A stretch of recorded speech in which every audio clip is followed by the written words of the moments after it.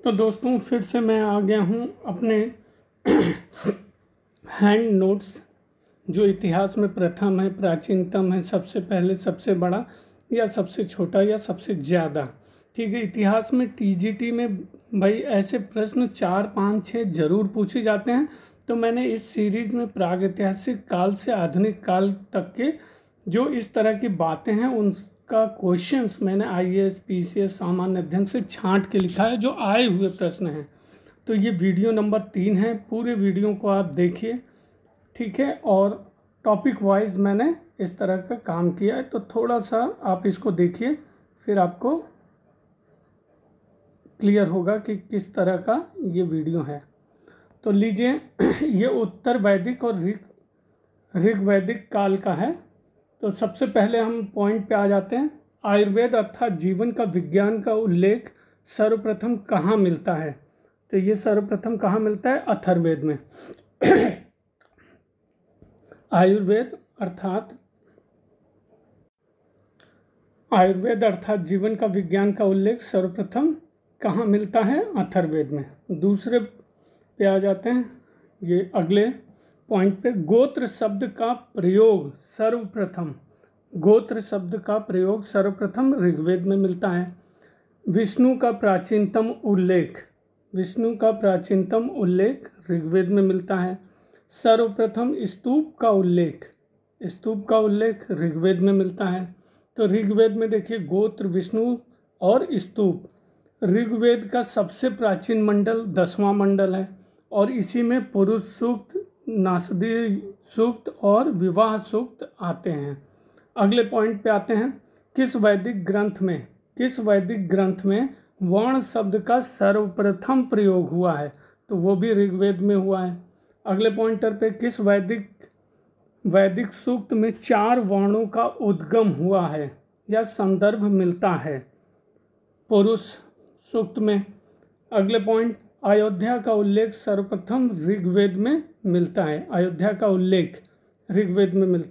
अगला पॉइंट, जंगल की देवी आर्यानी का प्रथम उल्लेख ऋग संहिता में। नेक्स्ट, कठोपनिषद में सुप्रसिद्ध यम नचिकेता का संवाद है। कठोपनिषद में, और इसमें कठोपनिषद में ओम शब्द का प्रथम उल्लेख भी मिलता है। नेक्स्ट पॉइंट, आरंभिक वैदिक साहित्य में सर्वाधिक वर्णित नदी है। तो कौन सी नदी है सर्वाधिक वर्णित वैदिक साहित्य में? सिंधु। नेक्स्ट पॉइंट पे आते हैं। कारसापण का सर्वप्रथम उल्लेख सूत्र साहित्य पाणिनि की अष्टाध्यायी में मिलता है। कारसापण का उल्लेख सूत्र साहित्य पाणिनि की अष्टाध्यायी में मिलता है। नेक्स्ट पॉइंट पे आते हैं। सर्वप्रथम छांदोग्य उपनिषद में देवकीपुत्र एवं घोर अंगिरस के शिष्य के रूप में उल्लेख है। छांदोग्य उपनिषद में देवकीपुत्र के घोर अंगिरस के शिष्य के रूप में उल्लेख है। नेक्स्ट, किस एक उपनिषद में पहली बार निराशावाद के तत्व दिखाई देते हैं? मैत्रायणी। ये पहली बार निराशावाद के तत्व दिखाई देते हैं। कहाँ पे? मैत्रायणी में।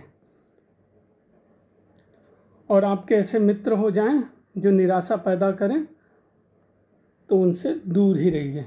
नेक्स्ट पॉइंट, शिव का प्रथम रूप साहित्य में क्या मिलता है? रुद्र। शिव का प्रथम रूप साहित्य में रुद्र मिलता है। सर्वाधिक ऋग्वैदिक सूक्त समर्पित हैं किसको? इंद्र को। नेक्स्ट पॉइंट, प्रत्येक मंडल का सर्वप्रथम सूक्त नियमतः किसको संबोधित है? तो वो संबोधित है अग्नि को। नेक्स्ट पॉइंट, किस ऋषि के बारे में कहा जाता है कि उन्होंने दक्षिण भारत का आर्यकरण किया, उन्हें आर्य बनाया? तो अगस्त्य ऋषि के बारे में कहा जाता है। नेक्स्ट, किस काल में अछूत की अवधारणा स्पष्ट रूप से उत्पन्न हुई? उत्तर वैदिक काल में अछूत की अवधारणा स्पष्ट रूप से उद्गत हुई। नेक्स्ट पॉइंट, ऐतरेय ब्राह्मण में सर्वप्रथम 4 वर्णों के कर्मों के विषय में विवरण मिलता है। चारों वर्णों के कर्मों के विषय में ऐत्रेय ब्राह्मण में वर्णन मिलता है। नेक्स्ट पॉइंट, किस ग्रंथ में सर्वप्रथम देवकी के पुत्र कृष्ण का वर्णन किया गया है? छांदोग्य उपनिषद में। नेक्स्ट, प्राचीनतम भारतीय सिक्के किस काल के पहले के नहीं हैं? तो यह 5वीं शताब्दी ईसा पूर्व के पहले के कोई भी भारतीय सिक्का नहीं है। नेक्स्ट, कौन सबसे प्राचीन वाद्य यंत्र है? प्राचीन वाद्य वीणा। नेक्स्ट, मूर्ति पूजा का प्रारंभ उत्तर वैदिक काल में। मूर्ति पूजा का प्रारंभ उत्तर वैदिक काल में। नेक्स्ट, किसे भारत का प्रथम विधि निर्माता माना जाता है? प्रथम विधि निर्माता किसको? मनु को। नेक्स्ट, भारतीय उपमहाद्वीप में लोहे का सर्वप्रथम साहित्यिक संदर्भ किसमें मिलता है? यजुर्वेद में भारतीय उपमहाद्वीप में लोहे का सर्वप्रथम साहित्यिक संदर्भ मिलता है। नेक्स्ट, किस वैदिक ग्रंथ में वर्ण का सर्वप्रथम नामोल्लेख मिलता है? ऋग्वेद में। और कुछ अब आ जाइए, अगला जो टॉपिक है 6ठी शताब्दी ईसा पूर्व की राजनीतिक दशा, महाजनपदों का उदय और मगध साम्राज्य से जुड़े हुए कुछ प्रश्न। तो मगध की प्रथम राजधानी किसकी? मगध की। कहाँ है? गिरिव्रज या राजगृह। नेक्स्ट, ईसा पूर्व 6ठी शताब्दी के प्रारंभ में भारत का सर्वाधिक शक्तिशाली नगर राज्य काशी। नेक्स्ट, विश्व का पहला गणतंत्र वैशाली में किसके द्वारा स्थापित किया गया? लिच्छवी के द्वारा। और पहला गणतंत्र स्थापित कहाँ हुआ? वैशाली में। किसके द्वारा? लिच्छवी के द्वारा। नेक्स्ट, एकमात्र जनपद जो दक्षिण में था, 16 महाजनपदों में एकमात्र जनपद अशक इक्ष्वाकु वंशीय द्वारा। अगला टॉपिक है धार्मिक आंदोलन। सबसे पूर्वकालिक जैन ग्रंथ कहलाता है? 14 पूर्व। सबसे पूर्वकालिक महावीर का प्रथम अनुयायी जामली, ये प्रथम विद्रोही भी था इनके धर्म का, इनका दामाद। महावीर का प्रथम अनुयायी जामली। नेक्स्ट, बोधिसत्व पद्म पाणि का चित्र सर्वाधिक प्रसिद्ध और प्रायः चित्रित चित्रकारी है जो कहाँ मिलती है? अजंता में। नेक्स्ट, बुद्ध भ्रमण के दौरान सर्वप्रथम वैशाली के समीप आलार कलाम नामक सन्यासी के आश्रम में तपस्या की। बुद्ध भ्रमण के दौरान सर्वप्रथम वैशाली के समीप आलार कलाम नामक सन्यासी के आश्रम में तपस्या की थी। अगले पॉइंटर पे आ जाते हैं। सर्वप्रथम नागार्जुन ने ही महायान सूत्रों में बिखरे हुए शून्यता संबंधी विचारों को लेकर क्रमबद्ध रूप में शून्यवादी विचारधारा का प्रतिपादन किया और ये नागार्जुन भारत के आइंस्टीन भी कहे जाते हैं। नेक्स्ट, सर्वप्रथम महाबुद्ध ने संसार को अस्थिर और क्षणिक कहा था, जिसे क्षण भंगवाद या क्षण भंगुरवाद के नाम से जाना जाता है। नेक्स्ट, कहाँ मनुष्य के रूप में बुद्ध के प्रथम अंकन का मूर्तीय साक्ष्य प्राप्त हुआ है? मनुष्य के रूप में बुद्ध के प्रथम अंकन का मूर्ति साक्ष्य मथुरा में प्राप्त हुआ है।